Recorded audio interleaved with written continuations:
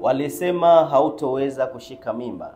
Maneno yao yalikuwa mithili ya msumali wa moto katika moyo wako. Lakini pia pengine hata hospitalini umekwenda kupima kadha wa kadha na bado ukaambiwa kwamba hauna tatizo lolote. Hiko ndicho ambacho kinazidi kukuumiza zaidi. Sasa fanya hivi ili uweze kupata ujauzito. Kumbuka, engo ya mfumo mzima wa mwanamke kuna categories nyingi sana. Ukiachana na mayai, kuna hormones, kuna mirija ya uzazi. Lakini pia ukiachana na hilo, yapo mashambulio katika via vya uzazi.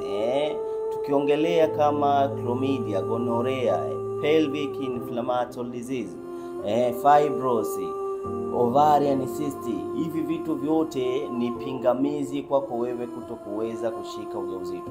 Yawezekana hospitalini ulipima hormones na ukaambiwa kiwango chako cha hormones kiko vizuri kabisa, lakini ulisahau kucheki mirija yako ya uzazi.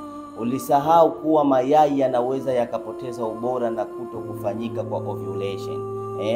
Sasa ili uweze kuconceive ujauzito na ukiwa uko serious, chukua namba yangu bio kwa ajili ya utatuzi juu ya changamoto yako. Karibu sana.